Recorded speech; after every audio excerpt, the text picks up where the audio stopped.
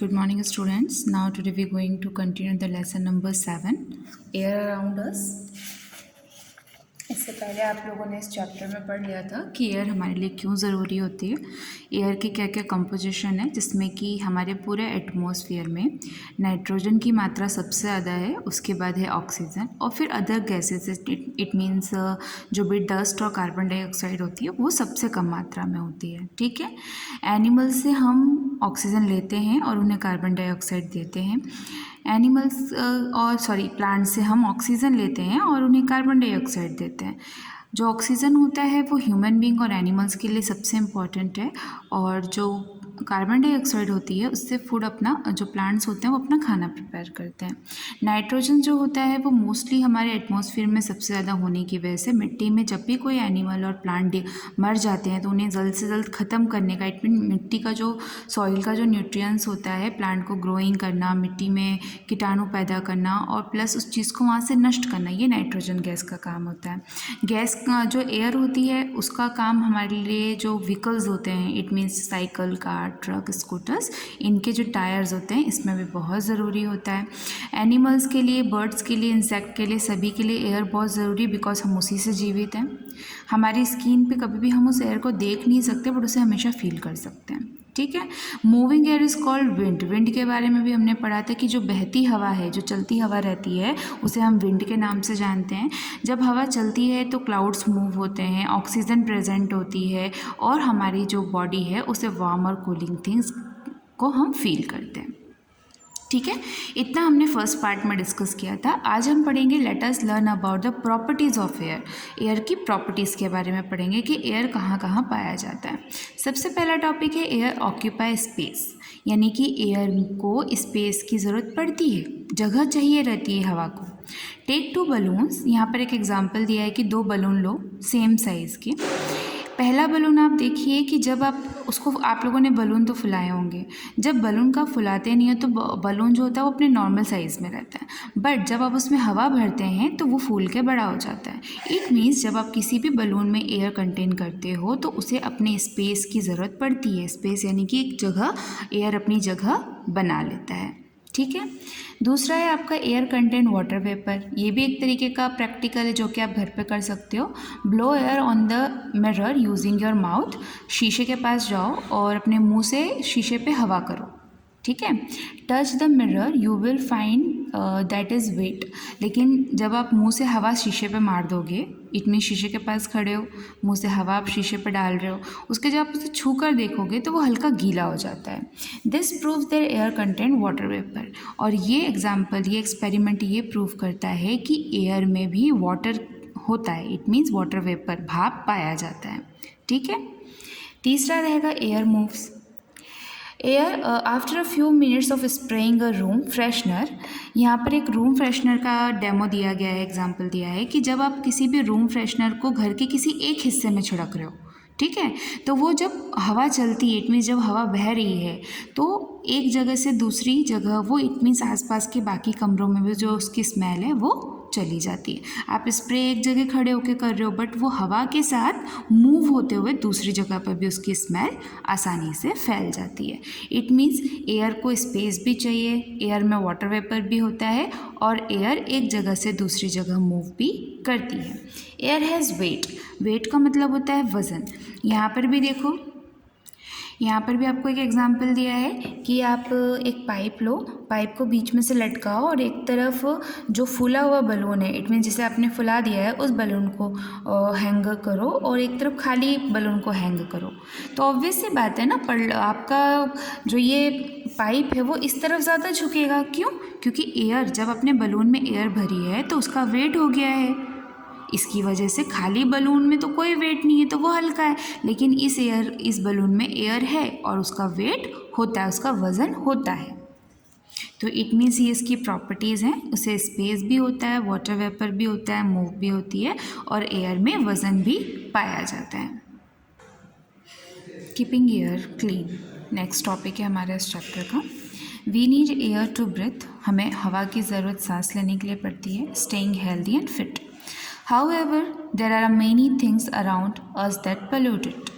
air get polluted by smoke and poisonous gases from vehicles and factory। ठीक है, हवा की ज़रूरत हमें सांस लेने के लिए पड़ती है, जिसकी वजह से हम हेल्दी भी रहते हैं। लेकिन अगर क्या हो कि चारों तरफ का जो वातावरण है वो पोल्यूटेड है, यानी कि प्रदूषित है। ये हम भी जानते हैं कि पोल्यूशन बहुत ही तेज़ गति में बढ़ता जा रहा है। एयर पोल्यूशन ज़्यादा से ज़्यादा जो हमारा कंपनियों से केमिकल के धुएं निकलते हैं, गाड़ियों से जो जानलेवा धुएं निकलते हैं, वो हमारे एयर में पाए जाने वाले नाइट्रोजन का जो रेडिएशन है उसे कम कर रहे हैं, और साथ ही साथ पॉइजनस जो जहर वाली जो गैसेस हैं वो हमारे एयर में फैलती जा रही हैं, जिसकी वजह से लोगों को बहुत सी ब्रीथिंग प्रॉब्लम होती है, सांस लेने में दिक्कत। ये सारी चीज़ें कहीं ना कहीं एयर पोल्यूशन की वजह से ज़्यादा फैल रही है। Burning waste in the open release harmful gases into the air. For example कि आपके घर के पास कोई खाली ज़मीन है और आप वहाँ पर बहुत सारा प्लास्टिक जला रहे हो। प्लास्टिक में क्या यूज़ होता है, केमिकल यूज़ होता है ना उसको कलर करने के लिए, कि वो अपने आप नेचुरल कलर है। कोई भगवान की बनाई हुई प्राकृतिक चीज़ तो है नहीं कि पेड़ों की तरह उसका हर कलर हरा है या कंकड़ों की तरह उसका रंग काला है, नहीं ना। पॉलीथीन्स और प्लास्टिक को हम जो केमिकल की हेल्प से कलर देते हैं वो वही होता है। जब हम उन्हें जलाते हैं तो जलाने के बाद जो भी धुआं निकलता है, आपने देखा होगा कि जब प्लास्टिक वगैरह जलाते हैं तो धुआं बहुत ज़्यादा काला निकलता है। इसका रीज़न ये होता है क्योंकि उसमें केमिकल्स पाया जाता है, और जब ये एयर में मिक्स होता है तो उसे कहीं ना कहीं पॉइजन कर देता है, इट मीन्स पोल्यूट करता है। If we breathe in polluted air we may suffer from the headache, irritation and redness of the eye. अगर हम इसी तरीके से पोल्यूटेड एयर में रहे तो हमारा सर दर्द, आँखों को लाल होना, आँखों में जलन होना, सांस लेने में प्रॉब्लम, ये सब लंग्स में दिक्कत, ये सब प्रॉब्लम जो शुरू होती हैं वो एयर पोल्यूशन की वजह से होती हैं।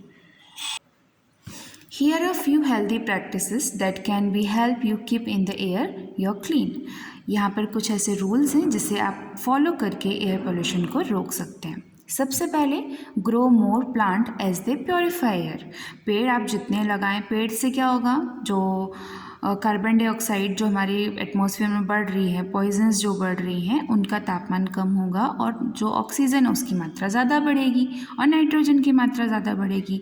आप लोग जब सिटी में जाते हैं, इंदौर या उज्जैन, आपने देखा होगा कि सड़कों में भी डिवाइडर के बीच में, है ना, पौधे लगे रहते हैं, पेड़ लगे रहते हैं। क्यों? क्योंकि सरकार भी ये जानती है कि जो व्हीकल्स निकलते हैं, गाड़ियाँ निकलती हैं, वो सबसे ज़्यादा पॉइजनस गैसेस क्रिएट करती हैं एयर में। तो बीच में डिवाइडर्स वगैरह पे पेड़ पौधे लगने का कारण यही है कि वहाँ का जो एटमॉस्फेयर है वो थोड़ा सा क्लीन रहे और पॉइजनस गैसेस कम से कम एटमॉस्फेयर में फैलें। इसलिए हमें भी कोशिश करनी चाहिए कि हम जहाँ रहते हैं अपने आसपास पौधे लगाएं, ताकि हमारे आसपास का वातावरण और एयर क्लीन हो। Walk short distance instead using a vehicle, for the distance is more by using instance of the motorcycle or car। जब भी आप मोटरसाइकिल वगैरह या जहाँ से ट्रैफिक बहुत ज़्यादा होता है, अगर वहाँ से निकलते हैं तो कोशिश कीजिए कि पैदल चलने के टाइम पे जब ट्रैफिक ज़्यादा हो या गाड़ियों में से धुएं निकल रहे हो तो आप उस जगह से थोड़ी दूरी बनाकर चलें। उससे क्या होगा कि आप तक जो पॉइजनस गैस है वो डायरेक्टली नहीं पहुँचेगी। Travel together and request your parents to carpool to go to the office. यानी कि ज़्यादा से ज़्यादा साथ में चलें और जो गाड़ी है उसे बिना टाइम के ना चलाएं। अगर ट्रैफिक सिग्नल पर गाड़ी रुकी तो उसका इंजन ऑफ कर दें ताकि फालतू का धुआं गाड़ी से ना निकले। Ask your parents to get pollution check done on their vehicle. गाड़ियों में पोल्यूशन चेकिंग भी होता है कि आपका इंजन कैसा है, ज़्यादा धुआं तो नहीं फेंक रहा, गाड़ी ज़्यादा तेल तो नहीं खा रही। ये सब चीज़ों की चेकिंग करवाएं जिससे कि धुआं गाड़ियों से कम निकले और एयर पोल्यूशन भी कम हो। Throw garbage in dustbin, do not burn. यानी कि कचरा ज़्यादा से ज़्यादा डस्टबिन में फेंकें। उससे क्या होता है, नगर पालिका वाले, आप जानते ही आजकल तो हर जगह गाड़ियाँ आती हैं नगर पालिका की। कचरा चाहे डिस्पोज हो या नॉन डिस्पोजल वेस्ट हो, सभी को आप कचरे की गाड़ी में डाल दें या डस्टबिन में डाल के वहाँ पर थ्रो आउट करें। उसे जलाएं ना, क्योंकि जब ये कचरा गाड़ी वाले जो कचरा लेकर जाते हैं उसमें से जितनी भी प्लास्टिक की बॉटल्स वगैरह रहती हैं उन्हें ये कभी भी जलाते नहीं, बल्कि जो रिसाइकल सेंटर्स होते हैं जहाँ पर इन चीज़ों को वापस से पिघला कर धोकर वापस से रिसाइकल किया जाता है, उन सेंटर्स में लोग पहुँचा देते हैं। उससे क्या होता है, चीज़ें रिसाइकल हो जाती हैं और अगर बर्न नहीं होती हैं तो एटमॉस्फेयर में किसी भी तरीके का कोई भी पॉइजनस गैस मिक्स नहीं होता है। When carpet is burned is release harmful gases which pollute the air. लेकिन अगर उन्हीं प्लास्टिक की बॉटल्स या पॉलीथीन्स को आप जलाओगे तो धुआं निकलेगा और उस जानलेवा धुआं से जो एयर पोल्यूशन है वो ज़्यादा फैलेगा। Avoid burning would in the release smoke. ज़्यादा से ज़्यादा जो ये लकड़ियाँ वगैरह जलाते हैं इन्हें हमें कम करना चाहिए। उससे क्या होता है कि धुएं की वजह से आसपास जो लोग रहते हैं उन्हें भी काफ़ी प्रॉब्लम होती है, आँखों का लाल होना, खांसी, सर दर्द, ये सब।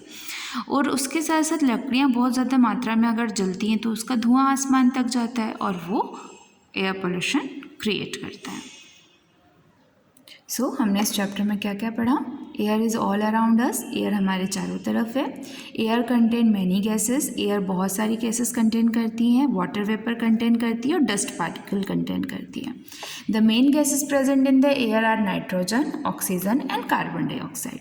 3 मेन गैसेस पाई जाती हैं जिसमें कि नाइट्रोजन सबसे पहले है, उसके बाद ऑक्सीजन और सबसे कम मात्रा में कार्बन डाइऑक्साइड। इसके बाद है air contain tiny living organism called germs. हवा में जम्स भी पाए जाते हैं।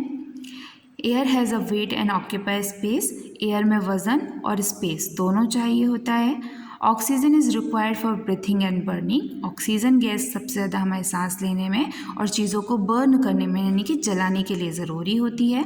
Nitrogen helps plants grow. Nitrogen gas सबसे ज़्यादा प्लांट्स के लिए हेल्पफुल है क्योंकि ये प्लांट्स की ग्रोइंग में हेल्प करता है।